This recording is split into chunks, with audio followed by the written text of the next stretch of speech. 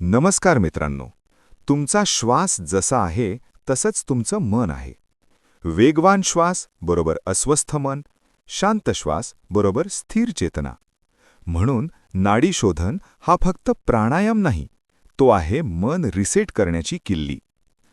तुम्हाला माहिती आहे का, तुमच्या शरीरात 72,000 ऊर्जा नाड्या आहेत आणि त्या जर ब्लॉक झाल्या तर औषधं नाही, व्यायाम नाही, ध्यानही नाही, काहीच काम करत नाही. हठयोग प्रदीपिका स्पष्ट सांगते, जोपर्यंत नाड्या शुद्ध होत नाहीत तोपर्यंत प्राणायाम सिद्ध होत नाही. आज मी तुम्हाला सांगणार आहे तो एकमेव श्वसनविधी जो मेंदू शांत करतो, ओव्हरथिंकिंग थांबवतो आणि आतून ऊर्जा जागृत करतो. तो म्हणजे नाडी शोधन प्राणायाम. इथे एक क्षण थांबा. जर तुम्हाला योग, प्राणायाम, ऊर्जा विज्ञान आणि प्राचीन रहस्ये, शास्त्र, विज्ञान आणि अनुभूती या तिन्ही स्तरांवर समजून घ्यायची असतील तर हा चॅनल तुमच्यासाठीच आहे. आज आपण ज्या स्रोतांवर चर्चा करणार आहोत ते एक खूप धाडसी दावा करतात. ते सांगतात की एक साधा श्वसनाचा प्रकार, ज्याला आपण नाडी शोधन प्राणायाम म्हणतो, तो फक्त रिलॅक्सेशनसाठी नाही, तर आपल्या नर्वस सिस्टमला नियंत्रित करण्यासाठी, मेंदूची कार्यक्षमता वाढवण्यासाठी आणि अगदी खोलवरचे कार्मिक पॅटर्न्स शुद्ध करण्यासाठी एक शक्तिशाली साधन आहे. तर आजच्या चर्चेचं आपलं मिशन हेच आहे की या दाव्यांमागे नक्की काय आहे. ही एकच साधना खरंच एक कम्प्लीट टूलकिट ठरू शकते का? तुमची सुरुवातच खूप खोल आहे, कारण स्रोतांनुसार ही केवळ एक साधना नाहीये, हा साधनेचा पाया आहे. अच्छा. हठयोग प्रदीपिका आणि घेरंड संहिता यांसारख्या मोठ्या ग्रंथांमध्ये याला थेट प्राणायाम म्हटलेलं नाहीये. त्याला सर्व प्राणायामांची पूर्वतयारी मानले. म्हणजे आधी नाडी शुद्धी करा आणि मगच पुढे जा. हठयोग प्रदीपिका तर एक सूत्रच देते. ते म्हणतात, यावत नाडी न शुद्ध्यती तावत प्राणो न साध्यते. वा, हे सूत्र खूप शक्तिशाली वाटतंय. याचा नेमका अर्थ काय होतो? याचा सरळ अर्थ आहे, जोपर्यंत तुमच्या नाड्या शुद्ध होत नाहीत तोपर्यंत तुम्ही प्राणावर नियंत्रण मिळवूच शकत नाही. अच्छा. सोप्या भाषेत सांगायचं तर तुमच्या आतली वायरिंग साफ झाल्याशिवाय तुम्ही प्राणाच्या शक्तीचा अनुभव घेऊ शकत नाही. म्हणूनच ही ध्यानाची एक अनिवार्य पूर्वतयारी आहे. आणि कुंडलिनी साधनेचं सर्वात सुरक्षित प्रवेशद्वार. तुम्ही नाड्या आणि वायरिंग हे शब्द वापरलेत. इथेच अनेकांचा गोंधळ होतो. जेव्हा आपण नाडी हा शब्द ऐकतो तेव्हा आपल्याला शरीरातल्या नसा किंवा रक्तवाहिन्या आठवतात. तर आपण नक्की कशाच्या शुद्धीबद्दल बोलतोय? नाही, आणि हाच सगळ्यात महत्वाचा फरक आहे. योगशास्त्र काय सांगतं की आपलं हे जे दिसणारं शरीर आहे ना, ज्याला अन्नमय कोश म्हणतात, हो, त्याच्याही पलीकडे एक सूक्ष्म शरीर आहे. अच्छा. त्याला म्हणतात प्राणमय कोश, म्हणजे आपली एनर्जी बॉडी. जसं या भौतिक शरीरात रक्तवाहिन्यांचं जाळं आहे, तसंच त्या ऊर्जा शरीरात असं म्हणतात की सुमारे 72,000 सूक्ष्म ऊर्जावाहिन्यांचं जाळं आहे. बापरे, 72,000. हो, आणि यांनाच नाड्या म्हणतात. त्या भौतिक नाहीत, त्या प्राणाला वाहून नेणारे चॅनल्स आहेत. म्हणजे जसं हायवेवर ट्रॅफिक जॅम झाल्यावर सगळं थांबतं, तसंच या ऊर्जा चॅनल्समध्ये ब्लॉकेज आल्यावर होतं का? अगदी अगदी अचूक उदाहरण आहे हे. जेव्हा या नाड्यांमध्ये अडथळे येतात तेव्हा ऊर्जा अडकून पडते. मग आपल्याला विनाकारण थकवा येतो, मानसिक गोंधळ होतो, मन सतत अस्थिर राहतं. बरोबर. त्यामुळे नाडी शोधन म्हणजे दुसरं तिसरं काही नसून आपल्या प्राणमय कोशाची स्वच्छता आहे. हा एक प्रकारचा एनर्जेटिक डिटॉक्स आहे. तुम्ही तुमच्या आतल्या ऊर्जा महामार्गावरचे सगळे ट्रॅफिक जॅम मोकळे करत आहात. ठीक आहे. एनर्जेटिक डिटॉक्स ही संकल्पना खूप आकर्षक आहे. पण ही हजारो वर्ष जुनी संकल्पना आजच्या विज्ञानाच्या भाषेत कशी समजून घ्यायची? कारण ऊर्जा वाहिन्या यावर विश्वास ठेवणं अनेकांना कठीण वाटतं. आणि इथेच योगशास्त्राचं सौंदर्य उलगडतं. योगशास्त्रातील या नाड्यांचं मॅपिंग आणि आधुनिक न्यूरोसायन्समध्ये थक्क करणारं साम्य आढळतं. खरंच? हो. आपण मुख्य 3 नाड्या पाहूया. पहिली आहे इडा नाडी, जी आपल्या डाव्या नाकपुडीशी संबंधित आहे. योगग्रंथ तिला चंद्र नाडी म्हणतात, कारण तिचा स्वभाव शीतल आहे, शांत करणारा. आणि आधुनिक विज्ञान सांगतं की ही थेट आपल्या पॅरासिम्पथेटिक नर्वस सिस्टमशी जोडलेली आहे. एक मिनिट. पॅरासिम्पथेटिक नर्वस सिस्टम म्हणजे आपली रेस्ट अँड रिपेअर मोडवाली सिस्टम, बरोबर? जे आपल्याला शांत करते, पचन सुधारते. अगदी बरोबर. म्हणजे तुम्ही असं म्हणताय की जेव्हा आपण फक्त डाव्या नाकपुडीने श्वास घेतो तेव्हा आपण शरीराला शांत होण्याचा थेट सिग्नल देतो. हे तर एक बायोलॉजिकल स्विच दाबल्यासारखं आहे. बरोबर. हा एक थेट जैविक स्विच आहे. आणि याच्या अगदी विरुद्ध आहे पिंगला नाडी. ही उजव्या नाकपुडीशी संबंधित आहे. तिला सूर्यनाडी म्हणतात. तिचा स्वभाव उष्ण आहे, ऊर्जेने भरलेला. ही थेट आपल्या सिम्पॅथेटिक नर्वस सिस्टमशी म्हणजे फाईट ऑर फ्लाईट मोडशी जोडलेली आहे. हे अविश्वसनीय आहे. आजच्या काळात तर आपण सगळेच सतत फाईट ऑर फ्लाईट मोडमध्ये असतो. कामाचा ताण, डेडलाईन्स, मोबाईल नोटिफिकेशन्स. आपली सूर्यनाडी सतत ओव्हर ॲक्टिव्ह असते. नेमका हाच मुद्दा आहे. आणि यामुळेच अस्वस्थता म्हणजे अँक्झायटी, पॅनिक रिस्पॉन्स आणि ओव्हरथिंकिंग करण्याची सवय लागते.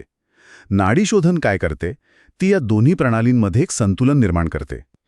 जेव्हा तुम्ही एका नाकपुडीने श्वास घेऊन दुसऱ्याने सोडता तेव्हा तुम्ही नकळतपणे तुमच्या नर्वस सिस्टीमच्या या दोन टोकांना संतुलित करत असता. अच्छा. तुम्ही त्या फाईट ऑर फ्लाईट मोडची तीव्रता कमी करून शरीराला नैसर्गिकरित्या रेस्ट अँड रिपेअर मोडमध्ये आणता. त्यामुळे मन आपोआप शांत होतं. आणि तिसरी नाडी इडा आणि पिंगला तर समजल्या. जेव्हा इडा आणि पिंगला संतुलित होतात तेव्हा तिसरी आणि सर्वात महत्त्वाची नाडी जागृत होते, सुषुम्न नाडी. ही आपल्या पाठीच्या कण्यातून म्हणजे सेंट्रल नर्वस ॲक्सिसमधून जाते. ही संतुलित ऊर्जेचा महामार्ग आहे. अच्छा. योगींसाठी ध्यानाची खोल अवस्था किंवा कुंडलिनी शक्तीचा प्रवास तो याच सुषुम्ना नाडीतून होतो. नाडी शोधन हा त्या महामार्गाचा दरवाजा उघडण्याची पहिली पायरी आहे. श्रोतांमध्ये कुंभक या शब्दावर खूप जास्त भर दिला आहे. म्हणजे श्वास रोखून धरणे. असं स्पष्ट म्हटलंय की केवळ श्वास घेणे आणि सोडणे म्हणजे प्राणायाम नाही. ह्या कुंभकाचं नेमकं काय रहस्य आहे? इथेच खरी साधना सुरू होते. कुंभक हे नाडीशोधनचं हृदय आहे. जर नाडीशोधन एक इमारत असेल तर कुंभक हा तिचा पाया आहे. योगशास्त्र म्हणतं कुंभके सिद्धे सर्वे सिद्धयः. म्हणजे कुंभक सिद्ध झाल्यावर सर्व सिद्धी प्राप्त होतात. ठीक आहे, सर्व सिद्धी हा शब्द आधुनिक श्रोत्यांना थोडं गूढ किंवा अतिशयोक्तीचा वाटू शकतो. यामागे काही ठोस विज्ञान आहे का? म्हणजे जेव्हा आपण श्वास रोखतो तेव्हा शरीरात नक्की काय घडतं? यामागे केवळ श्रद्धा नाही तर स्पष्ट विज्ञान आहे. जेव्हा आपण श्वास रोखतो तेव्हा शरीरातील कार्बन डायऑक्साईडची म्हणजे CO2ची पातळी नियंत्रित पद्धतीने वाढते. पण आपल्याला तर नेहमी शिकवलं जातं की CO2 हा एक टाकाऊ वायू आहे, तो बाहेर टाकला पाहिजे. मग तो थोडा वेळ शरीरात ठेवणं फायदेशीर कसं असू शकतं? हे थोडं विचित्र वाटतंय. बरोबर. पण इथेच गंमत आहे. ही नियंत्रित वाढलेली CO2ची पातळी एका शास्त्रीय प्रक्रियेला चालना देते, ज्याला बोहर इफेक्ट म्हणतात. Bohr effect? हो. सोप्या भाषेत सांगायचं तर ही वाढलेली CO2 पातळी रक्तातील हिमोग्लोबिनला सांगते की आता तुमच्याकडे असलेला ऑक्सिजन सोडा आणि तो पेशींना द्या. अच्छा. यामुळे पेशींपर्यंत आणि विशेषतः मेंदूपर्यंत ऑक्सिजन अधिक प्रभावीपणे पोचतो. म्हणजे तुम्ही घेतलेल्या ऑक्सिजनचं शोषण अनेक पटींनी वाढतं. वाह. महत्वाचं हे नाही की तुम्ही किती ऑक्सिजन घेता, तर तुमचं शरीर तो किती चांगल्या प्रकारे वापरतं हे महत्वाचं आहे. म्हणजे जास्त ऑक्सिजन आत घेण्यापेक्षा आत घेतलेल्या ऑक्सिजनचा प्रभावी वापर करणं महत्वाचं आहे. आणि कुंभक तेच करतो. वाव. स्रोतांमध्ये वेगस नर्व आणि पिनियल ग्रंथी उत्तेजित होण्याचाही उल्लेख आहे. आजकाल वेगस नर्वबद्दल खूप बोललं जातं. कुंभकाचा त्यावर काय परिणाम होतो? वेगस नर्व ही आपल्या शरीरातील सर्वात लांब आणि महत्वाची नर्व आहे. ती आपल्या शरीराच्या रिलॅक्सेशन रिस्पॉन्सची मास्टर कंट्रोलर आहे. जेव्हा कुंभकामुळे ती उत्तेजित होते तेव्हा ती थेट मेंदूला सिग्नल पाठवते की सर्व काही सुरक्षित आहे. ती हृदयाची गती कमी करते आणि आपल्याला त्या सततच्या ताणतणावाच्या अवस्थेतून बाहेर काढते. बरोबर. नाडीशोधनामधील कुंभक हा या महत्वाच्या नर्वला टोन करण्याचा एक सर्वात सोपा आणि शक्तिशाली मार्ग आहे. आणि त्याचवेळी मेंदूतील पिनियल ग्रंथी सुद्धा उत्तेजित होते, जी खोल ध्यानाच्या अवस्थेशी संबंधित आहे. म्हणजे जर मी हे सगळं जोडून पाहिलं तर मी माझ्या श्वासाला एका विशिष्ट प्रमाणात नियंत्रित करून माझ्या मेंदूच्या लहरी बदलू शकते. म्हणजे मी स्वतःला एका चिंताग्रस्त बीटा अवस्थेतून शांत अल्फा किंवा थीटा अवस्थेत स्वतःच्या इच्छेने नेऊ शकते. अगदी हेच घडतं. मेंदूच्या लहरी बीटा आणि गामा, जी अतिसक्रिय स्थिती आहे, तिथून अल्फा आणि थीटा म्हणजे शांत ध्यानस्थ स्थिती मध्ये येतात. यामुळे तुमची एकाग्रता वाढते आणि न्यूरोप्लास्टिसिटी म्हणजे मेंदूची नवीन गोष्टी शिकण्याची क्षमता वाढते. म्हणूनच साधक जास्त शांत आणि फोकस्ड होतात. हो. यासाठी स्रोतांमध्ये 1-4-2 असं एक विशिष्ट प्रमाण सांगितलं आहे. म्हणजे 1 भाग श्वास घेणे, 4 भाग रोखणे आणि 2 भाग सोडणे. ह्या प्रमाणामागे काही विशेष कारण आहे का? हो, हठयोगींनी यावर खूप संशोधन करून हे आदर्श प्रमाण निश्चित केलं आहे. उदाहरणार्थ, जर तुम्ही 5 सेकंड श्वास घेतला म्हणजे पूरक, तर तुम्हाला 20 सेकंद तो आत रोखायचा आहे म्हणजे कुंभक. 20 सेकंद? 20 सेकंद श्वास रोखताना भीती वाटते. मनात विचार येतात की श्वास घे, तू काय करतोयस? हा अनुभव अनेकांना येतो. त्या सुरुवातीच्या प्रतिकाराला कसं सामोरं जायचं? सुरुवात कमी वेळेपासून करावी. अगदी 4 सेकंद पूरक, 16 सेकंद कुंभक आणि 8 सेकंद रेचक किंवा त्याहूनही कमी. शरीर आणि मनाला सवय होऊ द्या. जबरदस्ती केली तर शरीरात ताण निर्माण होईल, जो आपल्याला नकोय. हळूहळू सातत्यपूर्ण सरावाने क्षमता नैसर्गिकरित्या वाढते.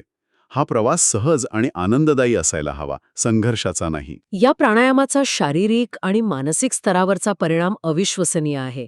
पण स्रोत याच्याही पुढे जातात आणि कर्मविसर्जनाबद्दल बोलतात. हा भाग थोडा गोड वाटतो. एका श्वसनाच्या व्यायामामुळे कर्म कसं शुद्ध होऊ शकतं? हा सर्वात खोल मुद्दा आहे. आपल्या नाड्यांमध्ये केवळ प्राणच नाही, तर आपल्या जन्मोजन्मीच्या संचित कर्मांची आणि संस्कारांची ऊर्जावान छापही असते. अच्छा. हे आपल्या सूक्ष्म शरीरात ऊर्जा ब्लॉकेजेसच्या स्वरूपात साठलेले असतात. भीती, अपराधभाव, राग, जुने मानसिक पॅटर्न्स, ही सगळी अडकलेली ऊर्जा आहे. याला आपण एक प्रकारचं सायकोलॉजिकल बॅगेज म्हणू शकतो का? हो, पण ते केवळ मानसिक नाही, तर ऊर्जावान स्तरावर आहे. याला तुम्ही तुमच्या सिस्टममध्ये साठवलेल्या जुन्या इमोशनल फाईल समजू शकता. जेव्हा नाडी शोधनाने तुमचा श्वास संथ होतो आणि कुंभक स्थिर होतो, तेव्हा तुम्ही एका अशा अवस्थेत जाता जिथे मन पूर्णपणे शांत असतं. त्या शांततेत या जुन्या करप्ट झालेल्या फाईल्स आपोआप पृष्ठभागावर येतात आणि नैसर्गिकरित्या विरघळू लागतात. वाव. यालाच तंत्रशास्त्रात प्राणाद्वारे कर्मविसंजन म्हटलं आहे. यामुळे साधकाची आभा म्हणजे ऑरा शुद्ध होते. पण एवढा वेळ कुंभकात मन स्थिर ठेवणं हे सुरुवातीला अवघड वाटू शकतं. मन भटकू नये म्हणून काही विशेष तंत्र आहे का? यासाठी मंत्राचा उपयोग सांगितला आहे.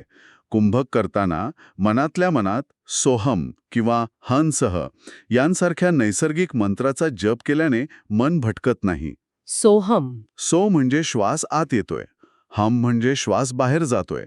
पण हा केवळ एक फोकस करण्याचा उपाय नाही. अच्छा. सोहम म्हणजे मी तोच आहे, आय एम दॅट. तुम्ही तुमच्या श्वासाला तुमच्या चेतनेशी जोडत आहात. या जपाने मन स्थिर राहतं आणि ऊर्जा सुषुम्ना नाडीकडे वळण्यास मदत होते. हा एक प्रकारचा एनर्जी लॉक आहे. या सगळ्या चर्चेवरून एक गोष्ट स्पष्ट होतीये. जर एखाद्या व्यक्तीकडे वेळेची कमतरता असेल तर फक्त नाडी शोधन हा एकच प्राणायाम शारीरिक स्वास्थ्य, मानसिक शांती आणि आध्यात्मिक उन्नती या तिन्ही स्तरांवर काम करण्यासाठी पुरेसा ठरू शकतो. निश्चितच. आणि याचे परिणाम वेळेनुसारही थोडे बदलतात. पहाटेच्या वेळी केल्यास आध्यात्मिक प्रगती होते, कारण तेव्हा निसर्गातील सात्विक ऊर्जा जास्त असते.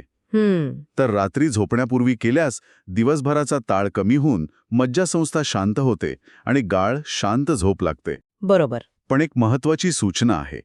ज्यांना गंभीर हृदयविकार किंवा तीव्र चिंता विकार आहे, त्यांनी तज्ज्ञांच्या मार्गदर्शनाशिवाय दीर्घ कुंभक टाळावा. ठीक आहे. त्यांनी साधा कुंभकाशिवाय केलेला नाडी शोधन करावा. तो पूर्णपणे सुरक्षित आणि फायदेशीर आहे. तर या चर्चेतून एक अत्यंत महत्वाचा विचार पुढे येतो. आपल्या श्वासाची लय हे केवळ एक जैविक कार्य नाही, तर ती आपल्या चेतनेच्या खोलवरच्या स्तरांना उघडण्याची आणि आपल्या आत साठलेल्या ऊर्जावान गाठी सोडवण्याची एक किल्ली असू शकते का? जर तुम्ही रोज शांतपणे, सातत्याने नाडी शोधन केलत, तर प्राण स्थिर होतो, मन शांत होतं आणि तुम्ही स्वतःच्या केंद्रामध्ये परत येता. ही श्वसनक्रिया नाही, ही आत्मशुद्धीची प्रक्रिया आहे. आजच्या धावपळीच्या जगात लोक सगळं शोधतात, पण स्वतःचा श्वास विसरतात. जर तुमच्याकडे इतर काही करण्यासाठी वेळ नसेल, तर दररोज फक्त नाडी शोधन करा. 72,000 नाड्या हळूहळू शुद्ध होतील, मन शांत होईल आणि शरीर स्वतः उपचार करू लागेल. मी आहे नवल शिंदे. आणि ही होती ऑकल्ट मास्टर क्लास.